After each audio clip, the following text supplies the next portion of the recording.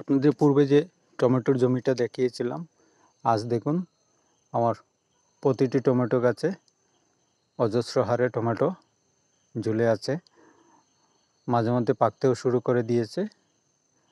আমার প্রতিটি গাছেই 3 থেকে 4 কেজির মতো পরিমাণে টমেটো ধরে আছে। এই দেখুন, মাঝে মধ্যে একটা দুটা পাকতেও শুরু করেছে। 2-1 দিনের ভিতরেই বাজারজাত করা হবে।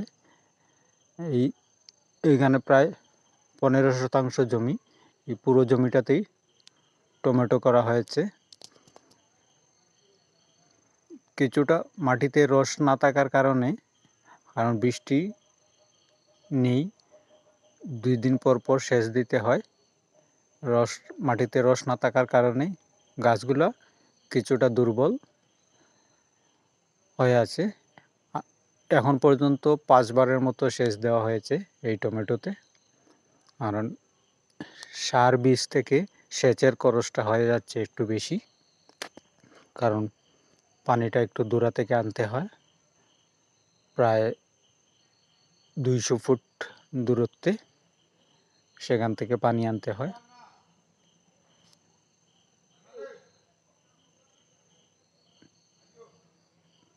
দেখুন কি পরিমাণ টমেটো। আশা করতেছি সব খরচা বাদে মোটামুটি একটু লাভের দেখা যাবে। শুধু একটু প্রকৃতির কারণে একটু সমস্যা হচ্ছে, আর সব কিছুই মোটামুটি ঠিকঠাক আছে। আপনারা দোয়া করবেন, আশীর্বাদ করবেন যাতে শেষ পর্যন্ত ভালোভাবে বাজারজাত করতে পারি।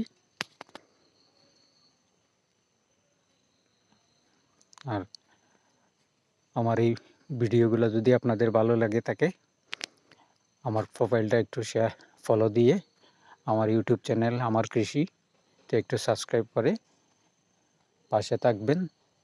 একটু লাইক শেয়ার করে একটু উৎসাহিত করবেন।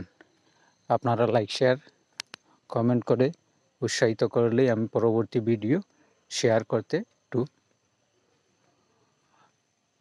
উৎসাহ পাবো। এই কামনায় শেষ করছি। পরবর্তী ভিডিও দেখার আমন্ত্রণ রইল। ধন্যবাদ সবাইকে। ভালো থাকবেন, সুস্থ থাকবেন।